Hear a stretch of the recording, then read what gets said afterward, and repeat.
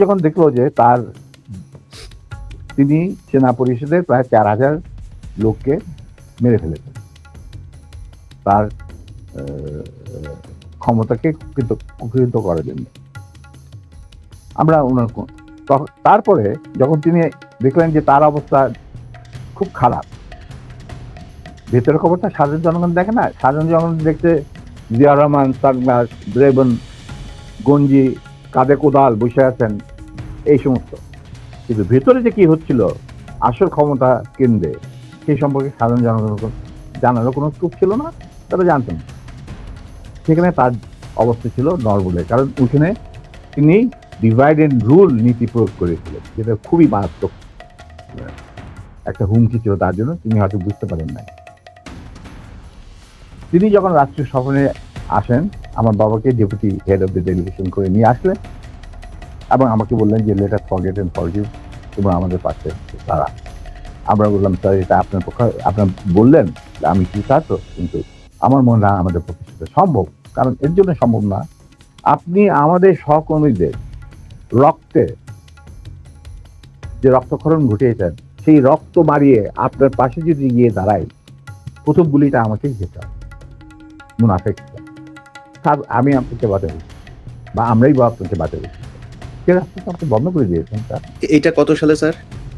এটা যে জিয়া রহমান কোন সালে গিয়েছিল, মনে হয় 81, 76 না 77, সামথিং লাইক দ্যাট।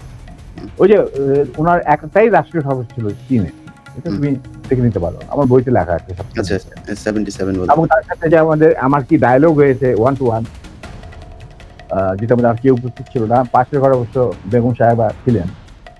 আচ্ছা স্যার, আরেকটা জিনিস পরিষ্কার হয়েছে স্যার, আপনি কি একটা বলছিলেন যে কোরআন শপথ করা হয়েছিল, মানে কি হয়েছে? আমি বলি, শোনো, এই যে সেনা পরিষদ, আমরা যখন ভারতে যুদ্ধ করছিলাম, যখন আমরা বুঝতে পারলাম ভারতের গেম প্ল্যানটা, তাদের একটা সুদূর প্রসারী চক্রান্তমূলক একটা পরিকল্পনা রয়েছে, বাংলাদেশকে প্রথমে ক্লায়েন্ট স্টেট, তারপরে অঙ্গভূত করা, সিকিমের মতো। আর সেখানে লেন্দুদ্দিন ছিলেন, আমাদের মুজিবুর রহমানকে বানানো হলো তাজউদ্দিন, আর পরে মুজিবুর রহমানকে বানানো হলো সেই লেন্দুদ্দিন। এটা যখন আমরা বুঝতে পারলাম, তখন সমমনা কমান্ডার যারা পলিটিক্যালি কনসিয়াস ছিল ছাত্র জীবনে, ধরো পরবর্তী জীবনে, তখন আমরা বললাম যে আরে আমাদের তো আসল যে যুদ্ধ, সেটা তো হবে স্বাধীনতার পর। ভারতের আগ্রাসী মনোভাব নিয়ে যখন বাংলাদেশকে গিলে খেতে যাবে, সেইটার বিরুদ্ধে আমাদেরকে লড়তে হবে। তার জন্য আমাদের প্রস্তুত থাকতে হবে, প্রস্তুতি এখনই গ্রহণ করতে হবে। তখন আমরা ওই মুক্তিযুদ্ধের আড়ালে আমরা সেনা পরিষদের বীজ বপন করি। তো তোমার মনে থাকার কথা, যদিও Zia Rahman declaration of independence দিয়েছিল, প্রথমে তিনি নিজেকেই অস্থায়ী সরকারের প্রধান হিসাবে দাবি করেছিলেন, মানে ভাষণে বলেছিলেন। পরে ইন্ডিয়ার চাপে উনি থেকে বদলিয়ে যে মুজিবুর রহমানের ইনস্ট্রাকশনে আমি এই ঘোষণা দিলাম স্বাধীনতা।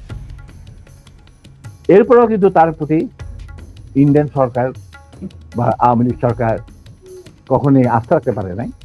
তারা তাকে সেক্টর কমান্ডারের অবস্থান থেকে সরিয়ে এনে হেড কোয়ার্টার দাম করে এক সেফ হাউসে, মানে আমাদের কিছু সেফ হাউস ছিল যেখানে আমরা থাকতাম, বা আমাদের সাথীরা ফিরে আসে কল্যাণী, মানে এই প্রভাব অফ ক্যালকাটা একটা বাড়িতে ওনাকে না নিষ্ক্রিয় করে রাখা হতো।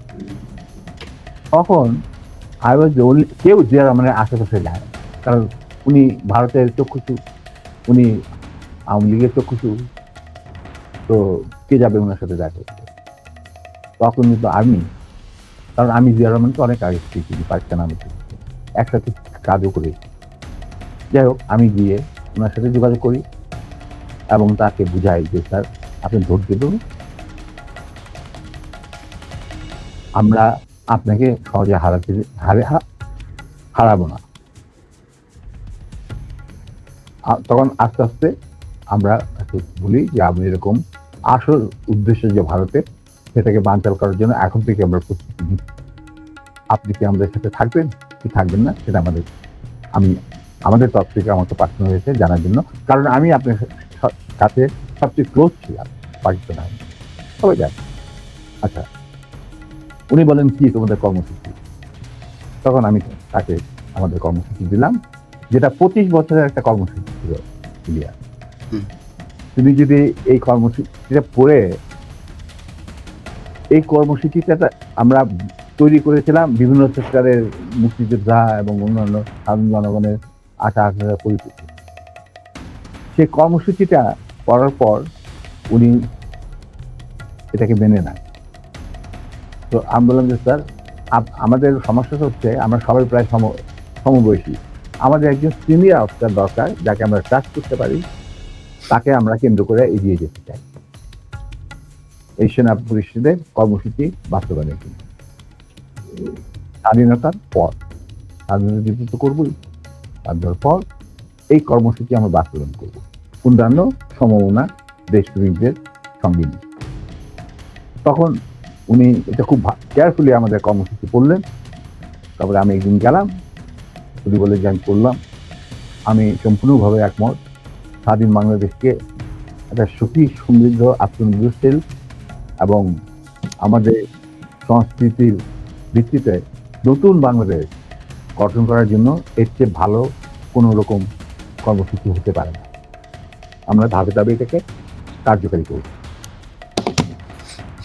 তখন আমি বললাম, তাহলে কি আপনি আমাদের সাথে কাজ করতে রাজি আছেন? আমরা আপনাকেই আগে রেখে আমরা কাজ করতে চাই, কারণ ইউ আর দি সিনিয়র এবং আপনি একজন সৎ ব্যক্তি। উনি সৎ ছিলেন ব্যক্তিগতভাবে। আর তবে আপনার সমস্যা হচ্ছে আপনি বাংলা জানেনও না, বাংলা বলতে পারেন না, লিখতে পারেন না। আপনি সারা জীবন পাকিস্তানে বড় হয়েছেন, ওখান থেকে আমি দ্যাটস নট এ প্রবলেম। আমরা রয়েছি আপনার গ্রাউন্ড ওয়ার্ক করার। আপনি যদি রাজি থাকেন তাহলে আমরা একসাথে কাজ করতে, আপনাকে সামনে রেখে আমরা কাজ করতে রাজি, এগিয়ে যাবো, সেনা পরিষদ এগিয়ে যাবো কাজ। তখন বললেন যে আমি রাজি। তখন বলেন যাক স্যার, আমাদের সাংগঠনিক বিধান অনুযায়ী আপনাকে একটা কোরআন শপথ দিতে হবে, যে কোরআন ধরে আপনি বলবেন যে আমি এই কর্মসূচি ভিত্তিক কর্মকাণ্ড, সেনা পরিষদের কর্মকাণ্ড পরিচালনা করার জন্য শীর্ষ নেতা হিসেবে যোগ দিতে রাজি আছে। উনি উঁচু করে আসলেন, কোরআন শরীফ রাখা হলো, তার উপর হাত রাখলেন, আমিও ওর হাতের উপর হাত রাখলাম, তারপরে শপথ নিয়ে দিলেন। তবে একটা শর্ত থাকতো ওনার তরফ, যে যতদিন পর্যন্ত রাষ্ট্রীয় ক্ষমতায় আমরা না যেতে পারবো ততদিন পর্যন্ত সেনা পরিষদের সাথে আমাদের কোনো সম্পর্ক আছে সেটা প্রকাশিত করা যাবে না। আমরা বললাম আমরা সবাই পরামর্শের মাধ্যমে বললাম বললো শুধু তুমি আর নূর এই দুজনের পারমিশন থাকবে আমার সাথে যে কোনো সময় যে কোনো অবস্থায় যোগাযোগ করার। আমি বললাম আমাদের খুব বেশি যোগাযোগ করার দরকার হবে না, তবে প্রয়োজন মতো নিত্য বেসিসে আমরা দুজনেই আপনার সাথে যোগাযোগ করি, তাও তার বাসায় অপশন। এই হলো কথা।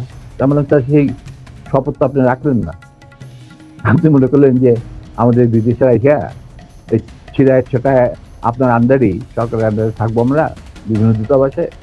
আপনি আপনার যাদেরকে আপনি বিশ্বাসযোগ্য মনে করেন তাদের নিয়ে আপনি রাষ্ট্র চালান। আমরা তো কোনো রকম বিরোধিতা করি নাই, আপনি করবো।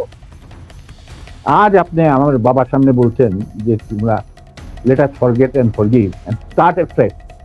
রাজনীতিতে বা রাজনীতি হলো দাবা খেলা। দাবা খেলায় একটা চাল দিয়ে চাল আবার পিছনে নেওয়া যায় না, চালের আগে আপনাকে চিন্তা করতে হয়, কিন্তু একবার চাল দেওয়ার পর আর সেটাকে ফেরত নেওয়া যায় না। আপনি how can we start a fresh? এটা সম্ভব নয়। এইভাবে আমাদের মিটিং শেষ হয়ে যায়। আপনাদের ওই 25 বছরের পরিকল্পনাতেই কি শেখ মুজিবকে ক্ষমতাচ্যুত করার পরিকল্পনা ছিল? অবশ্যই। শেখ মুজিব কি? Sheikh Mujib was a major player to implement the Indian design over there. Right ji. কিভাবে তুমি দেশে মানে জাতীয়তাবাদী ভিত্তিতে নিজের সংস্কৃতি, নিজেদের ঐতিহ্য ভিত্তিতে, নিজেদের ধর্মীয় চেতনার ভিত্তিতে তুমি বাংলাদেশ বানাবে কিভাবে? How it is possible? এটা এই প্রশ্নটা তো আমার মনে হয় তোমার করাই উচিত ছিল। না, এটা এটা করা উচিত ছিল না, কেন এটা করলাম আপনার মুখ থেকে শোনানোর জন্য। এটা শুনলে হয়তো অনেকেই মনে করতে পারে, যেমন আওয়ামী লীগ হয়তো এটা নিয়ে কথা বলবে যে জিয়াউর রহমানও তাহলে তাকে ক্ষমতাচ্যুত। আমি কিন্তু এখানে হত্যা করার কথা বলি, আমি বলেছি ক্ষমতাচ্যুত করার কথা বলছেন। He was a casualty. Right, He was a casualty in a conflict. It's a cross Armed fire. conflict. But Right. that's it. Right. এখন এই জায়গাতে শেখ মুজিবকে করার পরে আমি ব্যক্তিগতভাবে জিয়াউর রহমানের প্রতি আমার সম্মান একটুও কমে নাই, কারণ ওইটা ছিল মেন কালপিট এই শেখ মুজিব। তো তাকে তো হ্যাঁ। সরাইতেই হবে এনি হাউ, আপনাকে সেটা কিন্তু আমি তোমাকে